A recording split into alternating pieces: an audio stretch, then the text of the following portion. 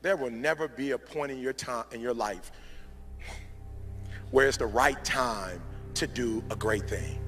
If you're waiting for that perfect moment, that perfect timing, it's not going to happen. You know what you have to do? You have to create the perfect time and the perfect opportunity and the perfect situation. So that a lot of people become comfortable. They stop growing. They stop wanting anything. They become satisfied. People getting ready to go to jobs that they don't like. Jobs that are making them sick. You see, when you're not pursuing your goal, you are literally committing spiritual suicide. When you have some goal out here that you're stretching for and reaching for that takes you out of your comfort zone, you'll find out some talents and abilities you have that you didn't know you have. When the messenger of misery visits you, what are you going to do? What will keep you in the game? There are things that you think you'll never need to know, that you may only need to know one time in your life, but that could save your life because you had that knowledge. Unless you attempt to do something beyond that which you've already mastered, you will never grow. What is it that you looked at some point in time and you decided that you couldn't do it, that you talked yourself out of it? You're waiting on your next door neighbor to make it happen for you. It may not happen. If you're waiting on your mother or your father, they may be so ancient in their thinking that they don't understand this opportunity that you have. And if you're waiting on them, it may never get done. You don't beg average people to be phenomenal. You don't beg good people to be phenomenal. You just are phenomenal, and you will attract phenomenal. What reason can you remember that you can call on, that you can reach on, that can make you get back up? Find that reason. If you're not where you are, if you're not where you want to be, if you don't have what you want to have, if you're not where you think you should be at this particular place, it has nothing to do with the system, but it has everything to do with the fact that you're not making the sacrifice. I want you to make that dream become a reality, because if you don't, you will be working for somebody else to make their dreams become a reality.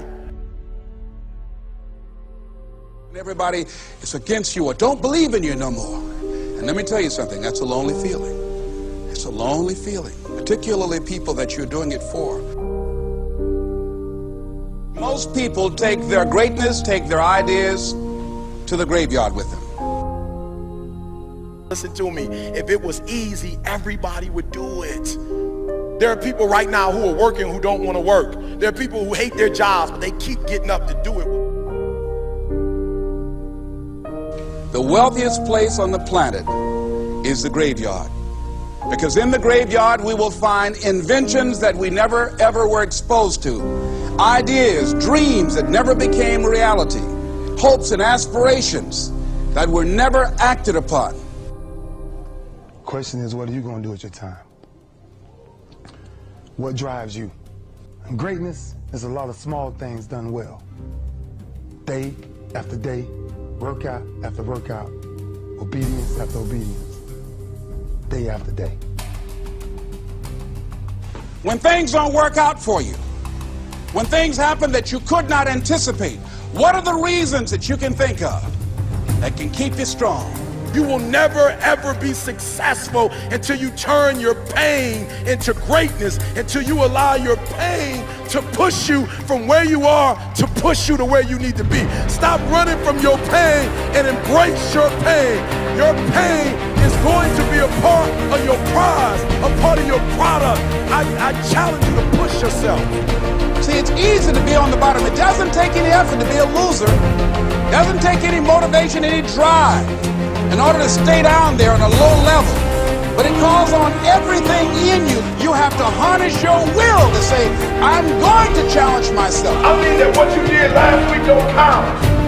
Today is the only important day. There are 86,400 seconds in a day, and how you use those are critical. You got 86,400 today, and what you do today is going to cement who you are. Nobody's going to talk about what you did last week. That the biggest enemy you have to deal with is yourself. There's an old African proverb that says, if there's no enemy within, the enemy outside can do us no harm. You you have this opportunity of a lifetime. It means absolutely nothing if you don't take advantage of it in the lifetime of this opportunity. I got a saying that when life knocks you down, try and land on your back, because if you can look up, you can get up.